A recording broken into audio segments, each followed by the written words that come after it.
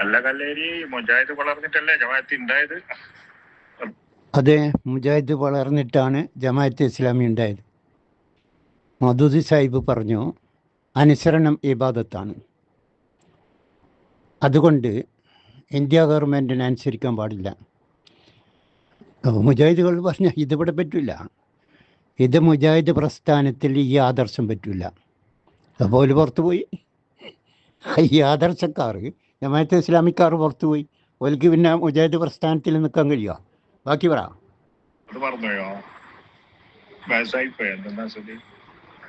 വയസ്സായിക്ക് 80 വയസ്സുണ്ട് എനിക്ക്. പക്ഷേ സത്യമാണല്ലോ, മുജാഹിദ് പ്രസ്ഥാനത്തിലെ മൗദൂദി ആദർശം ഉൾക്കൊണ്ടവർ പറഞ്ഞു ഇന്ത്യ ഗവൺമെൻറ്റിനെ, മൗദൂദ് സാഹിബ് പറഞ്ഞു ഇന്ത്യ ഗവൺമെൻറ്റിനെ അനുസരിക്കാൻ പാടില്ല. കാരണം എന്താ? അനുസരണ ഇബാദത്ത, അള്ളാഹിനെ മാത്രമേ അനുസരിക്കാവൂ. മുജാഹിദുകൾ പറഞ്ഞു അതിവിടെ പാടില്ല, അള്ളാഹിനെ മാത്രം അനുസരിച്ചുകൊണ്ട് ആകാശത്തുള്ള മലക്കുകൾക്ക് ജീവിക്കാൻ കഴിയും, ഭൂമിയിലുള്ള മനുഷ്യർക്ക് അള്ളാഹിനെ മാത്രം അനുസരിച്ചുകൊണ്ട് ജീവിക്കാൻ കഴിയില്ല. മറിച്ച് അള്ളാഹിനെ മാത്രം ആരാധിച്ചുകൊണ്ട് ആർക്കും എവിടെയും ജീവിക്കാൻ കഴിയും എന്ന് ജമാഅത്തെ ഇസ്ലാമിക്കാരോട് പറഞ്ഞു കൊടുത്ത് ഓലത് സ്വീകരിച്ചില്ല. പിന്നെ ഓൽക്ക് മുജാഹിദ് പ്രസ്ഥാനത്തിൽ നിൽക്കാൻ കഴിയുമോ? ഓലങ്ങനെ പോയി. ബാക്കി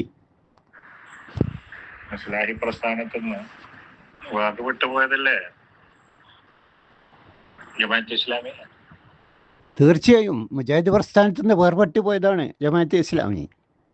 മൗദൂദി സാഹിബിൻ്റെ അനിസ്ലാമികമായ, ഖുർആന് വിരുദ്ധമായ, ഈ ഭൂമിയിൽ മനുഷ്യർക്ക് അപ്രായോഗികമായ ഒരാദർശം കൊണ്ടുവന്നു. അത് ഇസ്ലാമി പ്രസ്ഥാനത്തിൽ പാടില്ല, പറ്റില്ല, അതിൽ നടക്കില്ല എന്ന് പറഞ്ഞപ്പോൾ പോയി.